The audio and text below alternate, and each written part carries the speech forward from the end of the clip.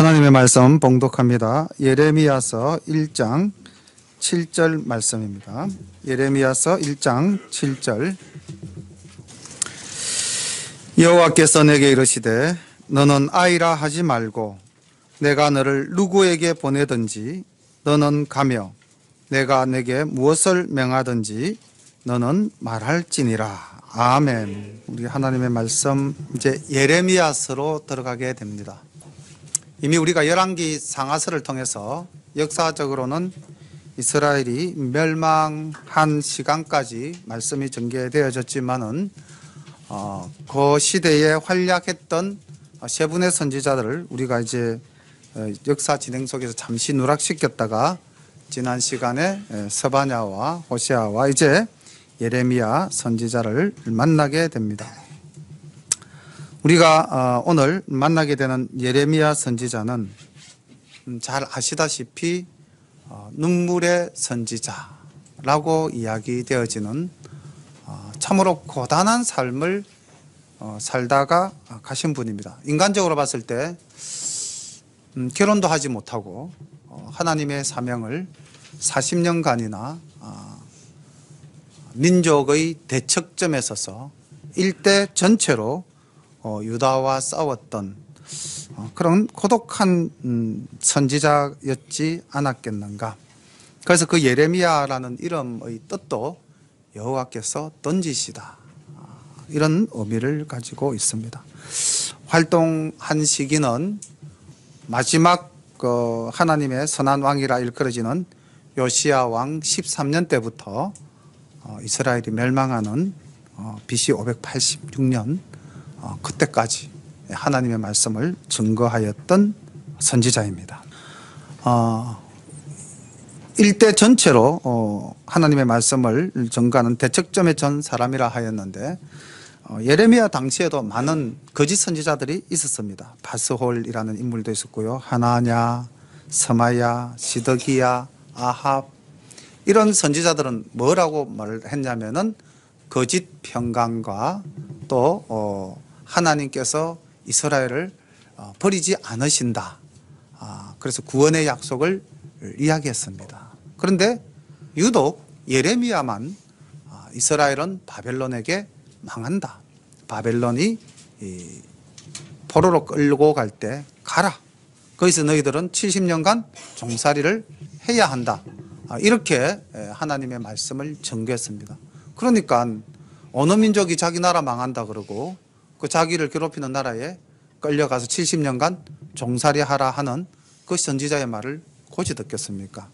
다른 선지자들이 나타나서 나도 하나님으로부터 말씀을 받았노라, 결코 이런 이스라엘은 망하지 않는다, 그렇게 이야기했을 때 예레미야가 설 수 있는 환경이 어떠했겠습니까? 그러함에도 불구하고 예레미야는 굴하지 아니하고 끝까지 하나님이 주신 사명을 감당했습니다.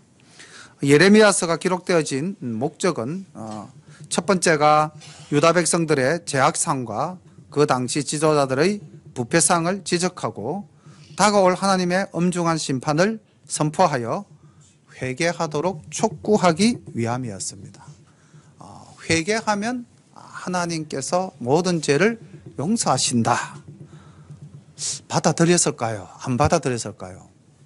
받아들이지 않았습니다. 그래서 유다는 멸망할 수밖에 없는 거죠. 두 번째 목적이 비록 하나님의 심판으로 유다가 멸망한다 할지라도 그것으로서 모든 것이 끝나는 것이 아니다. 심판으로 정화되어진 새로운 땅에 메시아로 인한 새 언약이 주어지고 회복과 구원의 날이 올 것임을 일깨워 주는 그런 선지자의 음성을 들려주기 위함이었습니다. 이 예레미야서는 참으로 그 예레미야 본인의 성정이 잘 나타나는 형식으로 기록되어져 있는데 자기의 삶의 이야기, 자서전적인 내용도 있고요. 그 다음 슬프게 부르는 애가 형식의 시가도 들어가 있는, 어떻게 본다면 복합적 장르의 선지서입니다. 그래서 우리가 이 예레미야서를 읽으면은 마음이 뭉클해지고 눈물이 또 많이 나는 경우도 있습니다. 비슷한 시대를 예언한 선지자가 또 이사야가 있잖아요. 이사야 선지자도 이스라엘이 멸망할 것이고 바벨론으로 끌려갈 것이라고 했는데 이사야의 음성은 굉장히 남성적입니다. 강하고 곧습니다. 그런데 예레미야는 상당히 부드럽고 또 비유적인 표현이라든지 상징적인 행동을 직접 체험해 보임으로써 주님의 말씀을 보다 더 효과적으로 전달하기 위한 노력을 많이 한 선지자입니다. 그리고 이 예레미야서를 보면은 유다의 죄가와 그로 말미암은 유다의 멸망 그리고 구원의 약속만 이야기되어지고 있는 것이 아니라 하나님이 이 땅을 주권적으로 통치하시는 분이다 라는 것을 나타내 보이기 위해서 이방 나라인 애굽이나 한때 이용하셨던 바벨론 그리고 블레셋, 모압, 암몬 그리고 에돔과 엘람 등 주변 국가의 마지막에 대해서도 예레미야는 선포하고 있습니다. 이런 하나님의 주권이 이 땅에 이루어진다고 했을 때에 유다 사람들은 믿지 않았어요. 조금 전에 말씀드렸다시피 그 당시 거짓 선지자들의 현혹에 넘어가서 거짓 선지자들이 부르짖는 거짓 평안에 귀가 솔깃해졌고 또 그들은 그런 거짓 선지자들의 인도에 의한 왜곡되어진 하나님의 섬김 그러니까 진정성이 없는 제사 그리고 그들이 버리지 못했던 여전한 우상 숭배를 계속함으로써 유다는 그들의 죄로 말미암아 멸망의 길로 갈 수밖에 없었다는 것입니다. 이제 그러한 내용을 담고 있는 이 예레미야서 1장은 하나님께서 쓰시는 사람 예레미야를 부르는 장면에서부터 시작을 합니다. 함께 말씀을 봅니다. 1장 1절 베냐민 땅 아나도스의 제사장 중 힐기야의 아들 예레미야의 말이라. 아몬의 아들 유다왕 요시야의 다스린 지 13년에 여호와의 말씀이 예레미야에게 임하였고 요시야의 아들 유다왕 여호야김 시대부터 요시야의 아들 유다왕 시드기야의 제11년 말까지 임하니라. 이해 5월에 예루살렘이 사로잡히니라. 아멘. 1절부터 3절까지의 말씀을 그냥 읽어보면은 그냥 개락적인 역사 이야기입니다. 요시야 왕 때부터 시드기야 왕 때까지 예레미야가 활약하였다. 이렇게 간단하게 정리할 수 있습니다. 근데 그 안을 이면을 들어가 보면은 굉장한 의미가 숨겨져 있습니다. 자, 이때가 어떤 때입니까? 평안했던 시대입니까? 혼란한 시대입니까?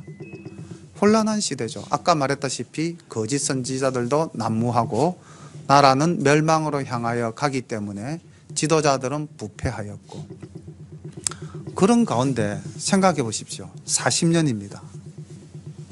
요시야 왕 때 18년 그리고 여호야김 11년 시드기야 11년 그 사이에 여호야긴 9개월 여호아하스 9개월이 있었지만은 어쨌든 40년간 예레미야는 하나님의 사명받은 자로서의 삶을 살았다는 것입니다.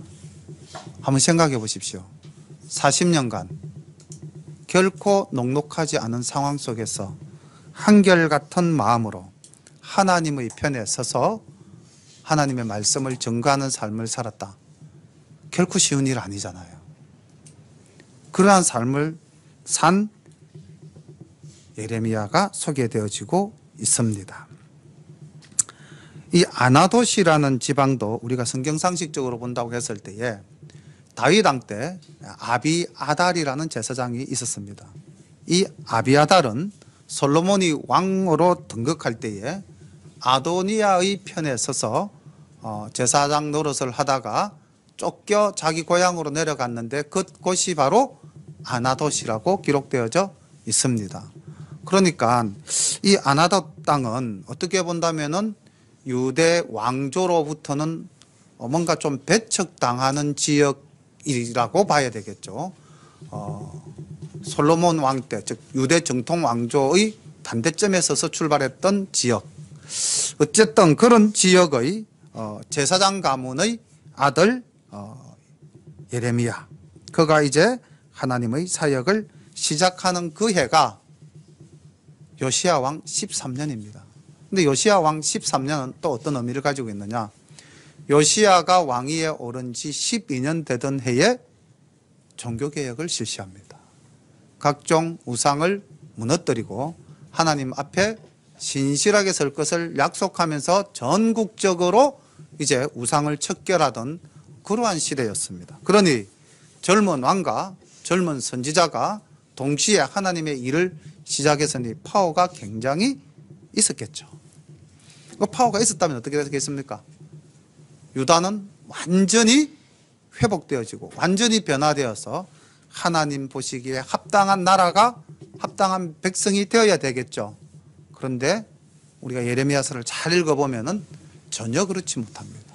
여전히 백성들은 우상을 섬깁니다.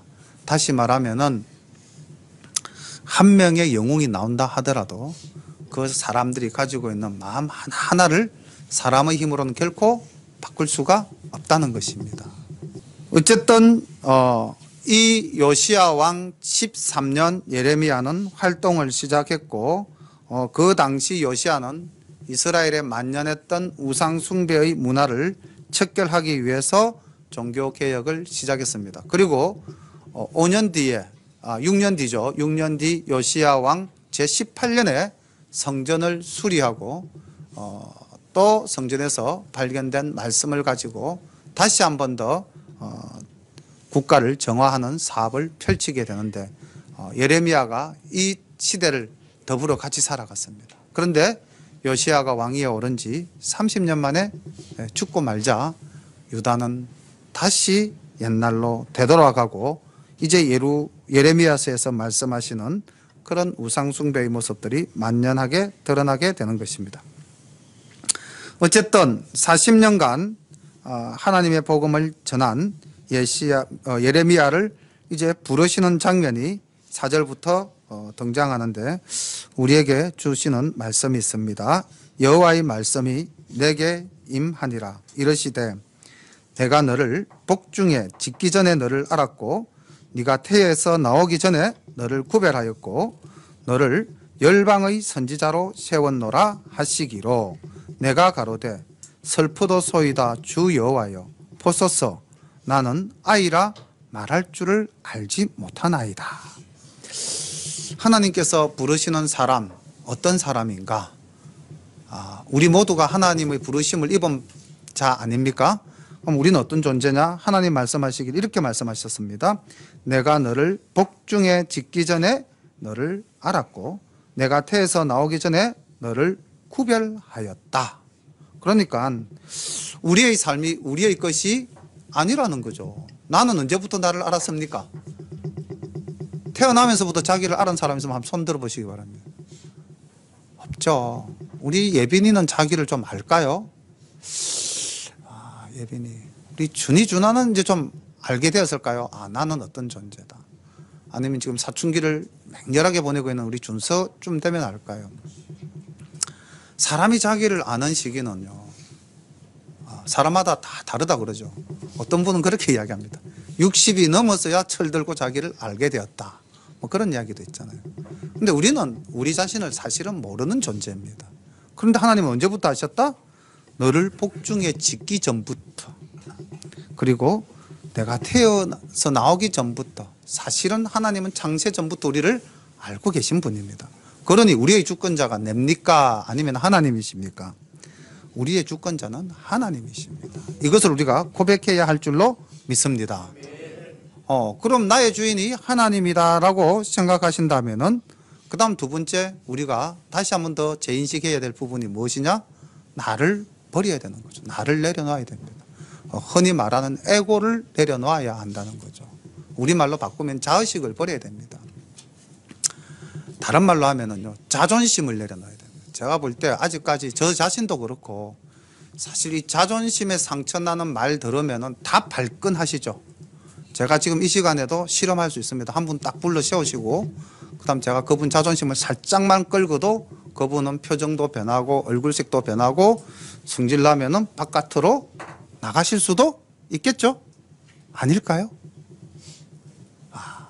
이렇게 우리는 아직까지 자기 자신을 버리지 못하는 존재라는 겁니다. 그런데 사실은 우리의 주인은 하나님이시고 우리는 그의 피조물입니다. 그래서 정말 우리가 철저히 낮아지는 연습을 해야 될 줄로 믿습니다. 그 다음 하나님께서는 5절 말미에 보면 내가 너를 열방의 선지자로 세웠다. 하나님께서는 우리에게 선지자적 사명을 주셨다는 겁니다. 우리도 주님으로부터 사명 받았지 않았습니까? 사마리아와 유대와 땅끝까지 이르러 내 증인이 되리라. 우리는 주님 말씀 들고 나가는 존재로서 우리도 사명받은 존재입니다. 그리고 아까 우리 집사님 기도 가운데도 이 척박한 구암동 지역에 우리 열린교회를 세우게 하시고 또 우리를 이렇게 곳곳에서 불러 모으신 것도 사실은 하나님의 사명이지 내 의지 아니지 않습니까? 뭐 여기서 개인적으로 저하고 잘 알아가지고 정말 내 너를 좀 도와줄게 이러고 오신 분 몇 분 되시겠습니까? 어쨌든 이런 인연 저런 인연으로 하나님 다 맺게 해주시고 이곳에 교회 세우게 하시고 함께 생활하게 하신 것은 이 지역을 위해서 일하라는 하나님의 사명이 우리에게 주어진 줄로 믿습니다. 그런데 우리는 어떻게 이야기합니까? 예레미야처럼 이야기하죠. 이렇게 이야기합니다. 슬픕니다, 주님. 저는 아이라서 말을 할 줄 모릅니다. 여기 이 말은 정말 내가 뭐 갓난 아이라서 말을 못한다 이 개념이 아닙니다. 이스라엘에서 아이의 개념은 젖된 이후로부터 약 20살에 이르기까지의 그 약 20년 세월을 가진 사람을 다 아이라고 칭하는 경향성이 있습니다. 성경에서 소년이라 그러면은 우리 뭐 준서 정도의 아이를 소년이라고 하지 않습니다. 30, 40대를 소년이라고 통상 이야기합니다. 그러니까 예레미야가 사명받았을 때의 나이가 20세라고 그래요. 그러니까 20살 젊은 청년으로서 사실 하나님의 선지자로 부름을 받았는데 시대도 그렇게 만만한 시대도 아니고 또 자기가 가진 어떤 뭐 지식이나 연륜도 그렇게 많지도 않고 아까 말씀드렸던 아나도시라는 지방이 가졌던 지역적 특성도 있고 뭔가 뭐 내세울 만한 것이 별로 없었겠죠. 그래서 자신감이 없었겠죠. 그래서 나는 말을 할 줄 모른다. 즉 담대하게 말하기가 심히 어렵습니다. 이런 고백입니다. 쉽게 말하면 자기 주변에 안 된다는 모든 조건을 내세워서 나는 할 수 없습니다. 사양하는 거죠. 우리도 이렇게 이제 좀 일을 맡기고 직분을 맡기면은 예 목사님 제가 기꺼이 도와드리겠습니다. 이런 분이 그렇게 쉽지는 않죠. 자기의 주변 이야기를 다 이런 사정도 있고요, 저런 사정도 있고요. 뭐 그래서 목사님 올해만큼은 내년에 할게요. 막 이럽니다. 저도 평신도 때 많이 그렇게 했어요. 예. 사실 우리가 이렇게 자기의 처지를 가지고 자기의 상황을 가지고 변명합니다. 사명을 감당하기 힘들겠나라고 말하죠. 7절. 그럴 때 주님께서는 이렇게 대답하십니다. 여호와께서 내게 이르시되 너는 아이라 하지 말고 내가 너를 누구에게 보내든지 너는 가며 내가 너에게 무엇을 명하든지 너는 말할지니라. 너는 그들을 인하여 두려워 말라.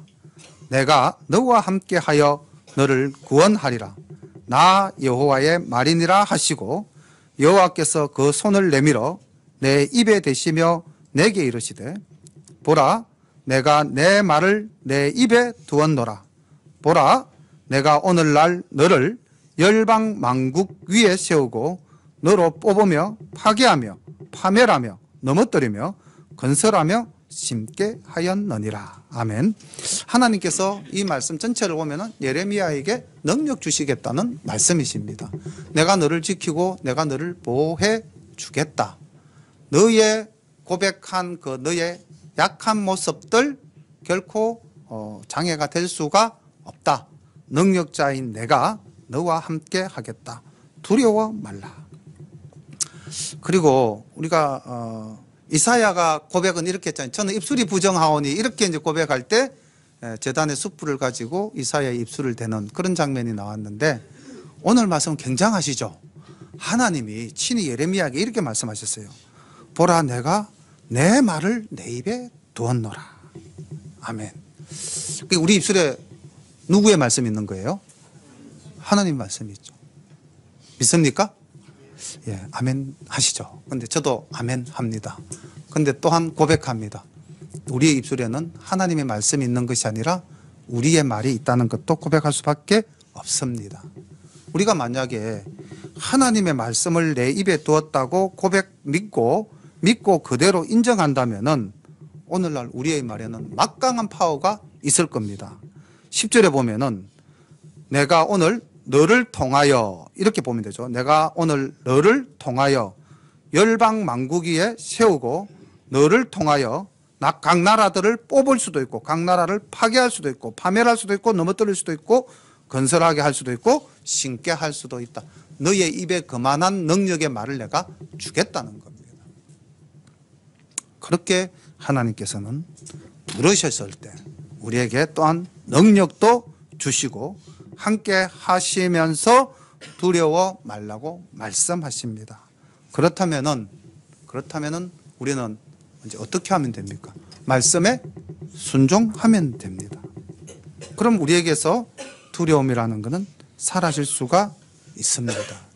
하나님께서는 놀라운 능력을 우리에게 주셨습니다. 우리의 말로 한 나라를 무너뜨릴 수 있는 그런 능력을 주시겠다고 하셨고 우리의 말로 한 나라를 다시 일으킬 수 있는 능력을 주시겠다고 말씀하셨습니다. 예레미야에게 그만큼의 능력을 주셨다면 우리에게는 그만큼은 아닐지라도 하나님께서 오늘 이 구암동 지역에 우리를 부르시고 이곳에 우리를 세우셨다면 또 여기서 일할 수 있을 만큼의 능력을 하나님께서는 우리에게 여전히 주셨겠죠. 믿습니까? 예. 그러면 우리는 오늘 하나님의 말씀에 순종해서 이제 힘차게 주의 일을 하면 되는 것입니다. 오늘 이제 우리가 2018년도 마지막 재직회를 하고 다음 주일에 2019년 새 출발을 하는 이제 공동의회를 하게 될 것이고 이것을 준비하면서 이제 새로 각 부서장도 세우고 또 남녀 여전도의 회장님도 새로 세우고 운영위원회 위원도 새로 세우고 교회 부서도 따로 이제 좀 더 계획적으로 이렇게 세워 나가는 이제 세우는 과정에 있는 우리 교회가 정말 마음을 합하여서 하나님에게 충성하는 그러한 시간들이 되어야 될 것이고 그런 고백들이 우리 입에서 나와야 할 줄로 믿습니다. 그래서 나는 형편상 할 수 없노라 라고 예레미야처럼 나는 아이라 말할 수 없습니다. 슬픕니다. 이렇게 말하지 말고 하나님께서 너와 함께 하겠다. 두려워하지 말라. 내가 너에게 능력 주겠다. 그 말씀 믿고 의지하면서 충성하시는 여러분들 되시기를 간절히 소망합니다. 이제 하나님께서 예레미야를 이렇게 부르시고 능력 주신 후에 이제 그 할 일, 또 앞으로 장차 나타날 일에 대한 비전을 보여주십니다. 어떻게 보면 환상을 이제 보여주시면서 앞으로 일어날 일들을 나타내 보이시는데 우리 성도님 여러분들도 열린 교회가 어떻게 성장해 갈지 또 어떤 모습으로 변화해 갈지 한번 이 말씀을 또 묵상하시면서 우리의 비전도 한번 그려보시기를 바랍니다.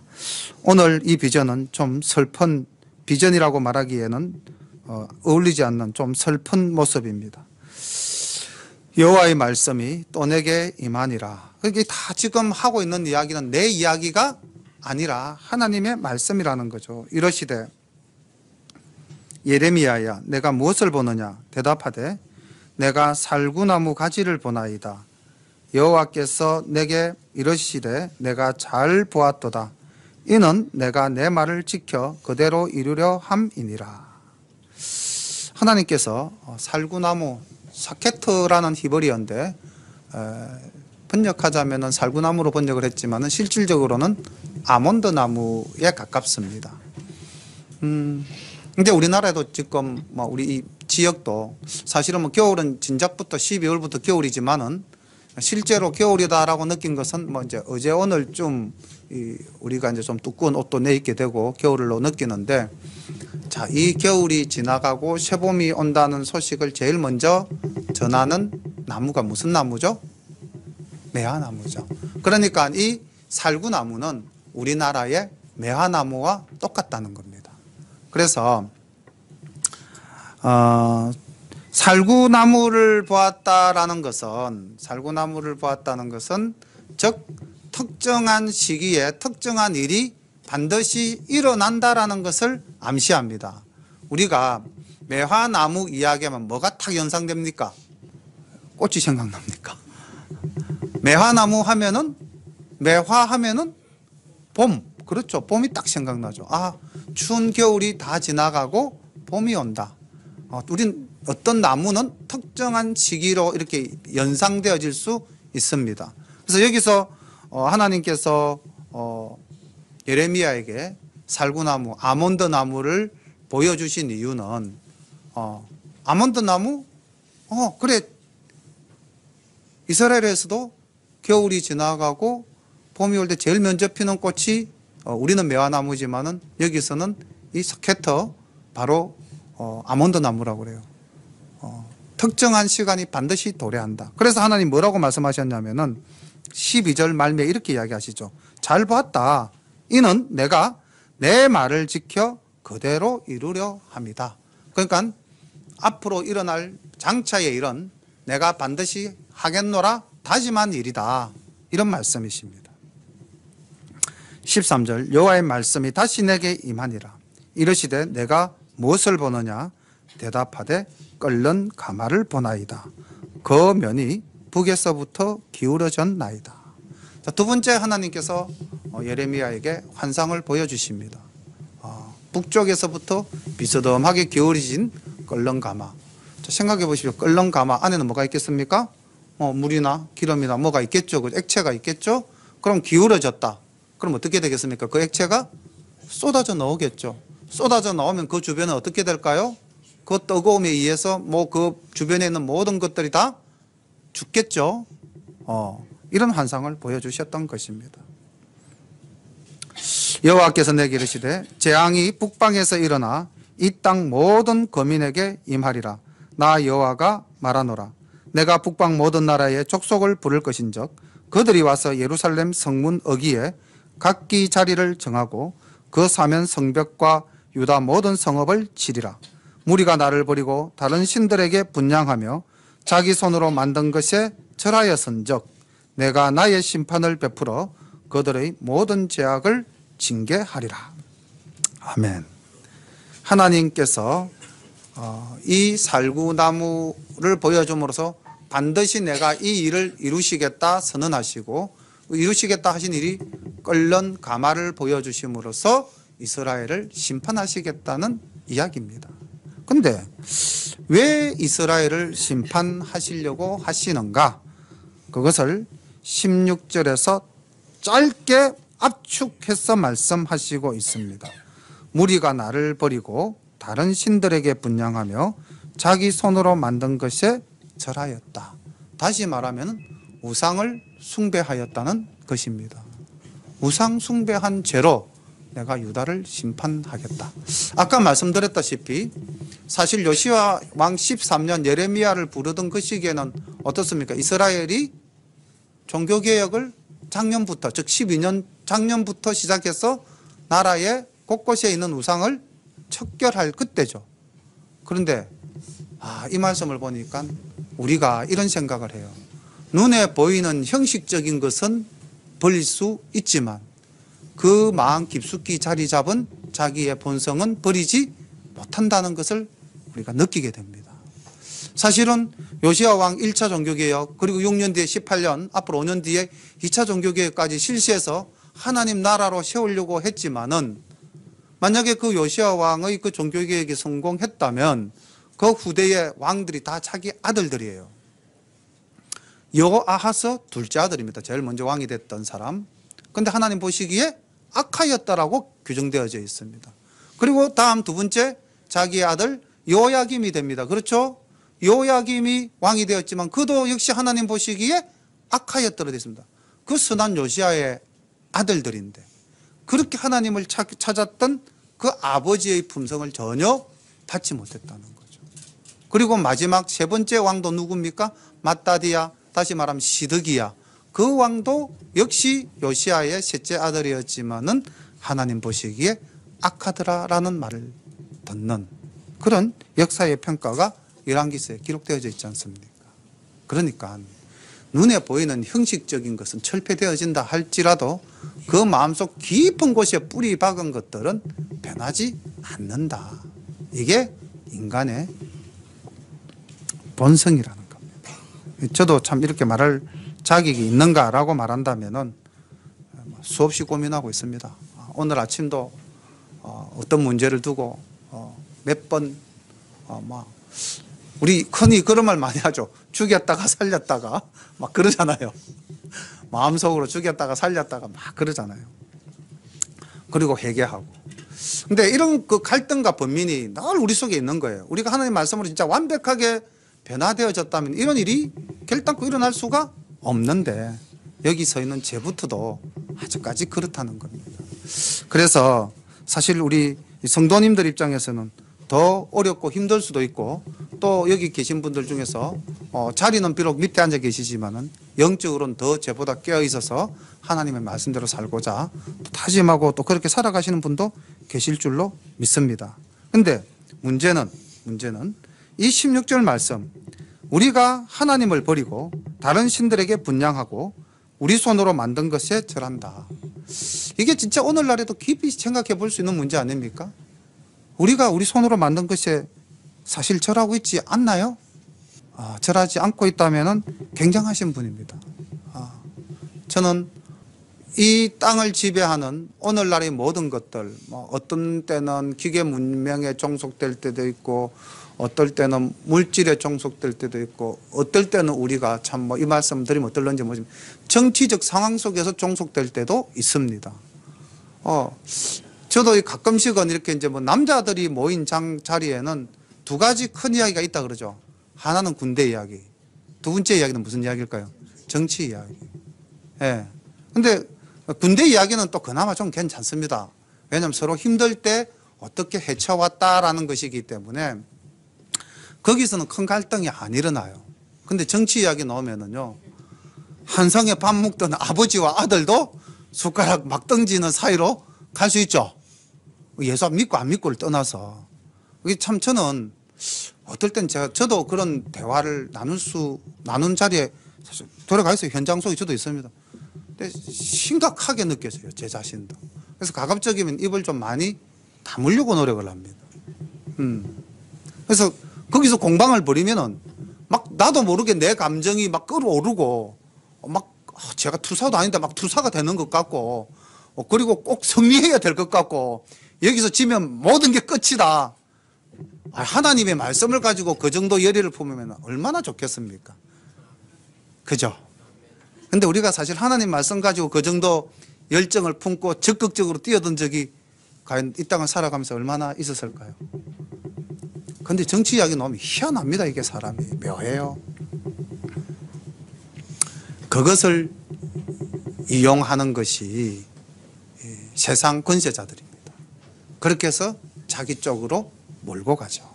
그리고 거기에 빠져들면 우리는 하나님을 떠나게 됩니다. 알게 모르게 하나님을 떠나게 돼요. 참 신기하지 않습니까? 저도 이렇게 선거할 때마다 많이 신기하다고 느끼는 게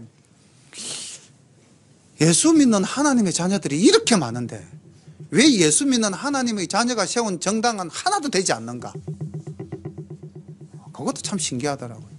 그래서 이 말씀이 오늘 우리에게 주는 교훈도 깊이 묵상해 봐야 될 겁니다. 자기 손으로 만든 것에 절하고 있는 오늘의 우리들의 모습. 그래서 그러한 자에게 하나님은 뭐라고 그랬습니까? 나의 심판을 베풀어 그들의 모든 죄악을 징계하겠다. 징치하겠다. 그래서 우리 열린가족 여러분들은 2019년 새해부터는 이제 우리가 2018년을 마무리하고 19년을 준비하는데 새해부터는 좀 더 하나님의 말씀에 따라서 우리가 살아가기를 애쓰는 그러한 우리가 되게 해달라고 기도하면서 새해를 준비했으면 참 좋겠습니다. 17절부터 말씀을 봅니다. 그러므로 너는 내 허리를 동이고 일어나 내가 너에게 명한 바를 다 그들에게 구하라. 그들을 인하여 두려워 말라. 두렵건대 내가 너로 그들 앞에서 두려움을 당하게 할까 하노라. 보라, 내가 오늘날 너로 그 온 땅과 유다 왕들과 그 족장들과 그 제사장들과 그 땅 백성 앞에 견고한 성읍 쇠기둥 놋 성벽이 되게 하였은즉 그들이 너를 치나 이기지 못하리니 이는 내가 너와 함께하여 너를 구원할 것임이니라. 여호와의 말이니라. 아멘.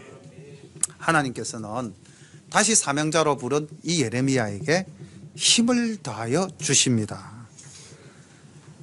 허리를 동이라라는 것은 이제 네가 결단하고 무장하고 일어서라는 것이죠. 이제 나아가서 전파하라는 겁니다. 그리고 두려워하지 마라. 내가 너를 어떻게 하겠다? 여기 이 18절 후반부에 보면은 너를 많은 사람들 앞에서 견고한 성읍, 쇠기둥, 놋성벽, 다시 말하면 절대 그들이 무너뜨릴 수 없는 견고한 성을 만들어 주겠다.